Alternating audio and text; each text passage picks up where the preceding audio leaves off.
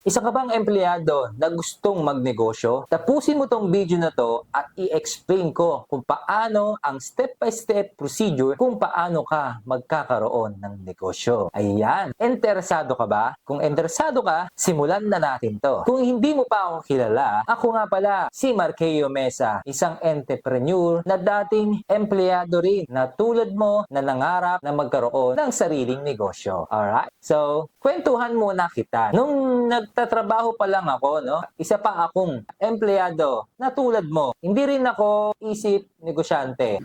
Wala pa sa utak ko o sa mindset ko noon na magkaroon ng sariling negosyo. Ang pagtatayo namin ng negosyo talaga ay accidentally lang din. Parang ibinigay lang sa amin ni Lord. Parang ano lang, naisip lang. Why not na magtayo kami ng una naming negosyo? Ang nakaisip pala ng negosyo namin na yon ay ang aking asawa.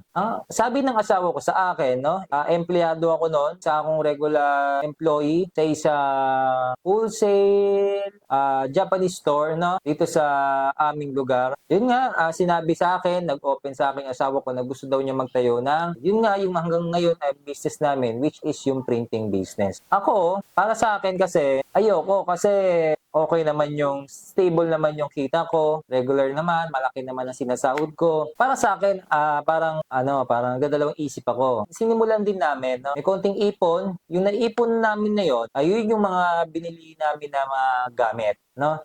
Nung una namin biling gamit talaga para makatipid, ang hinanap talaga namin ay mga second hand. Alam naman natin kapag mga second hand, talaga meron magkakaroon na problema yan kasi second hand. Di natin alam kung may mga darating na mga issue pag nakabili tayo ng mga second hand. Yun nga, nagkaroon kami ng mga gamit, no? Mga unang sa tingin namin na magagamit namin, no? Which is yung computer, copier, isang printer, saka isang laminator. Alam ko yan yun apat. Unti-unti lang naman yan, hindi naman sabay-sabay, step by step. Yun, so yun nga, nagtuloy-tuloy na nga yung aming negosyo, no? Yun nga, nakapagtayo na kami ng negosyo. Dun sa maliit naming ginawang pwesto, kwarto, dun sa bahay nila. Ayan. Doon rin kasi kami nakatira, so doon din namin tinayo yung pesto namin. Hindi kami nangupahan kasi malaking gastos nga, di pa namin alam kung mag-work yung business namin, no? Kaya try pa lang kami. So, nakapagtayo na nga kami ng negosyo, no? Magal-tagal, nag-enjoy na rin ako, no, sa business namin na printing. Kahit na wala akong alam dyan, ni isa dyan sa printing business. Ano ang ginawa ko dyan? Pinagtsagaan ko talaga na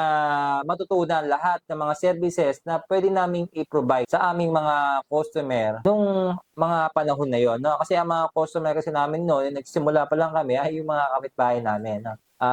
Although may konting alam na ako sa online kasi dati din naman ako nagbebenta ng buy and sell, mga kahit ano, mga bag dati. Kaya may idea ako paano magbenta ng mga item sa online, no? Or sa marketplace. Nagsimula na 'yon, no? Nag-enjoy na ako actually. Kahit 'di ba nung una nagsimula pa lang talaga kami na parang ayoko. Pero ngayon habang tumatagal nag-enjoy na ako, no? Dumating yung mga point na parang ano na, parang gusto ko na talaga magnegosyo. Parang ayoko na pumasok, no? Paano ko nabitawan yung pagiging empleyado ko, no? Na napunta na ako sa pagiging isang business owner ng printing business namin. Kumbaga parang nag-focus na ako sa aming business. Ang ganito yung kasi actually si Kasosyong Arvin Urubia ang may dahilan kung bakit ako nakapag-resign, no? Kasi may sinabi siya sa kanyang vlog na ito talaga yung natandaan ko, no, kung bakit ako nag-resign, no? Kasi talagang gustong-gusto ko na talaga ma-negosyo, parang gusto ko na mag-focus doon, kaso hindi ko siya magawa ng full force or buong oras ko kasi may trabaho ako, no? Sinabi nga ni Kasosyong Arvin parang may sinabi kasi siya na kapag gusto mo nang seryosohin yung pagiging isang negosyante o mga pag-focus sa ating mga tinatayong negosyo, no, pakiramdaman natin, hindi ka na mapakali na tipong pagising mo sa umaga, gusto mo na agad, yun na lang ang gawin mo o doon ka na lang focus sa negosyo mo, parang ayaw mo nang pumasok. Tapos kapag nasa trabaho ka, ang nasa isip mo na lang kung paano yung mga diskarte na gagawin mo sa iyong negosyo na tinatayo ngayon, no, na pinupunta pumupundar ngayon. Tapos kapag parang pakiramdam parang kating-kati ka na, nangangati yung palad mo na simulan yung nangangati yung palad mo kapag gusto mo nang simulan yung negosyo, no? Yun yung mga pakiramdam ko, no? Parang hindi na ako mapakali na napapabayaan ko na yung trabaho ko. Yun na yung experience na yun na parang sobrang na ako, parang na-addict na si negosyo, no?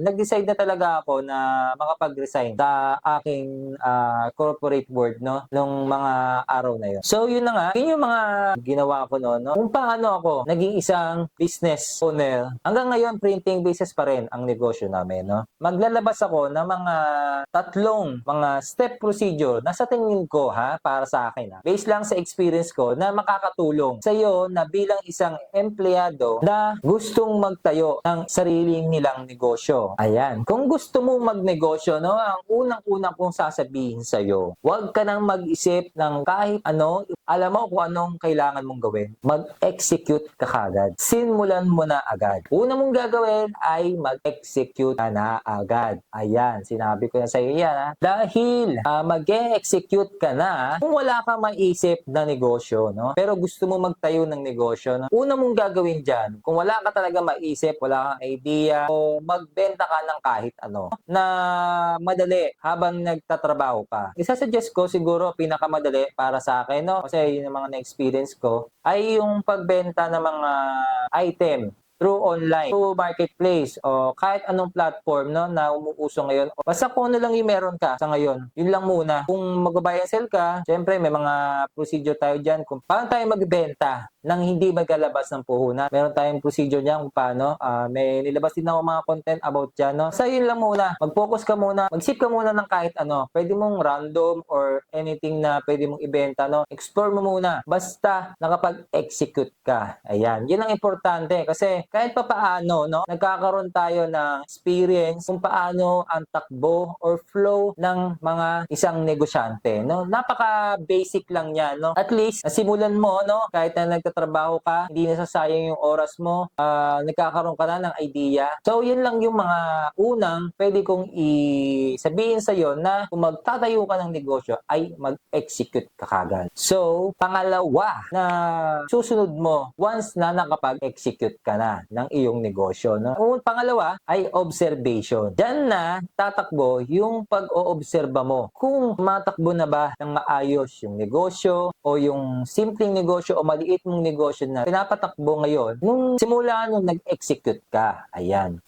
Tignan mo na kung gamay mo na, meron ka, alam mo na yung mga basic procedure kung paano patakbuhin yung simpleng negosyo o maliit na negosyo. Ano ang takbo na flow, ng cash flow. Ayan, kung ano nga ba ang income at expense at profit. Ayan, yung mga ganyan mga basic na kailangan alam mo na yan, no? Obserba mo lang. May mga target market ka na ba? May mga regular customer ka na ba? Yung may kumikita ka na ba? Kahit konti lang, no? Yan yung mga posibleng mga observation, no? Na para sa akin na kailangan mong malaman. Kasi diyan mo malalaman kung handa ka na ba give up yung iyong pagiging isang empleyado, no? Kasi kung magtatayo kasi tayo ng negosyo, wag muna tayo mag-resign, no? Kung bilang isang empleyado, no? Wag tayong biglaan na magde-decide na mag-resign kasi hindi pa naman natin sigurado na magki-click or magbibigay ng sustento yung tinatayo mong negosyo kapag ikaw ay nakapag-resign ng trabaho. Pero okay lang naman yan kung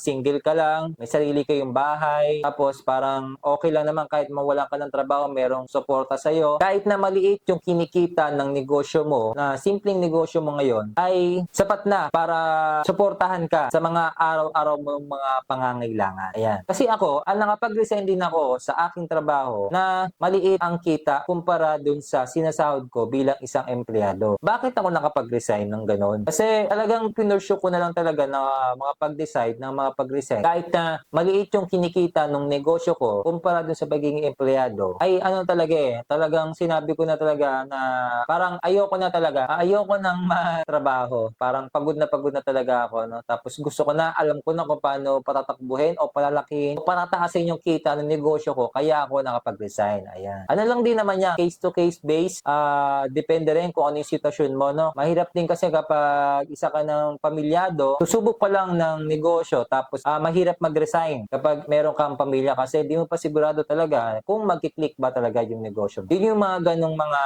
senaryo na hindi mo talaga muna kailangang i-give up yung pagiging isang empleyado mo. Yun naman yung mga case-to-case base na kailangan mong isipin bago ka mga pag-resign sa iyong trabaho. No? Yun lang, basta obserbahan mo lang muna, pag-isipan mo muna maigi, okay na ba yung flow ng iyong negosyo, sa ulo mo na ba, hindi ka na ba nahihirapan pagsabayin yung ang iyong negosyo at ang iyong trabaho. Pakiramdam mo na ba na gusto mo na bang ituloy ang negosyo mo at i-give up ang iyong trabaho, no? Basta obserbahan mo lang muna. Ayan. Obserbahan mo lang muna mahabang panahon pa bago mo malaman na kailangan mo na talaga i-give up ang pagiging isang empleyado, no? Pangatlong kailangan mong gawin para magkaroon ka ng isang negosyo, no? Tatlong kailangan mong gawin para magkaroon ka ng isang negosyo bilang isang empleyado. Alam mo kung ano 'yun? Pangatlong step, kailangan mong gawin kapag nakapag-execute ka na, kapag nagkaroon ka na ng observation sa sarili mo, okay na, hindi ka na nahihirapan. Pangatlo, ang kailangan mong malaman ay choose one. Ayan. Kailangan mo nang pumili ng isa diyan sa dalawang profession mo. Kung isa kang empleyado or isa kang gusto mo nang seryosohin ang pagiging isang business owner or isang negosyante. Ayan. Pipili ka na diyan actually talaga sa dalawa. Kapag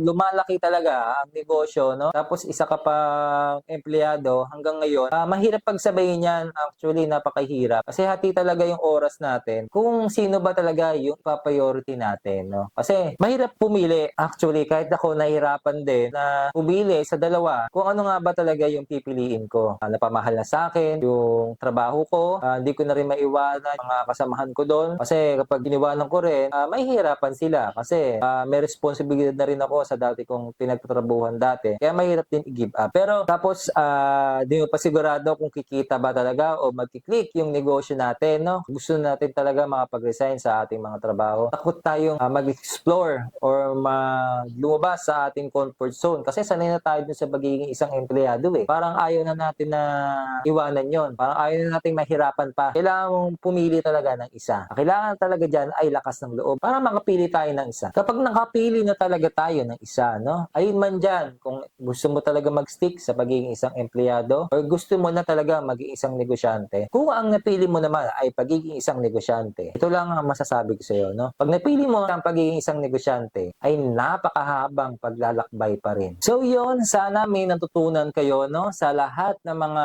ibinigay ko na posibleng makatulong na makapagtayo ng sarili nyong negosyo na kahit kayo'y isang empleyado. Lahat lang naman yan ay experience na ibinahagi ko sa inyo ng libre. Ayan, mga natutunan ko lang din sa iba, sinare ko rin din sa inyo ng libre. Kung hindi ka pa nakasubscribe or nakafollow sa aking Facebook page at YouTube account, please pa-subscribe or follow na lang din sa aking mga accounts na Marqueo Mesa, no? Ilalagay ko sa baba yung mga link ng mga aking mga accounts, no?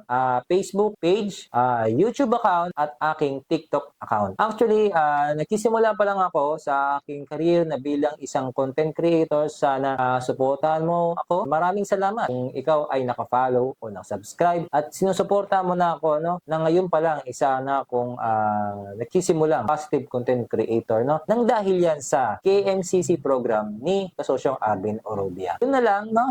Meron din pala akong Facebook group na ginawa na Galawang Entrepreneur, no? Kung saan pwede tayong magbigay o mag-share ng mga knowledge o iwan ng mga katanungan about sa ating buhay pagnenegosyo. Kung mayroong mga hindi naiintindihan ating mga negosyo or gusto nating i-share sa mga ibang mga negosyante, yung experience natin ay diyan natin pwedeng i-post o i-share, no? Or kung meron tayo din mga katanungan about or related sa printing services na gusto nating i-apply sa ating mga negosyo, ay pwede rin po kayo mag-comment, mag-post, or mag-iwan ng mga katanungan at magbigay ng mga experience sa ating mga kapwa negosyante dyan sa loob ng aking Facebook group na Galawang Entrepreneur. So, yun lang. Maraming salamat po sa pakikinig, no? Alam nyo, ang experience experience at knowledge ay binigay sa atin ni Lord ng libre, dapat sinishare din natin sa ating mga nangangailangan ng libre. Maraming salamat at tinapos mo tong video na to. Ingat! God bless on your next journey. Alright, let's go!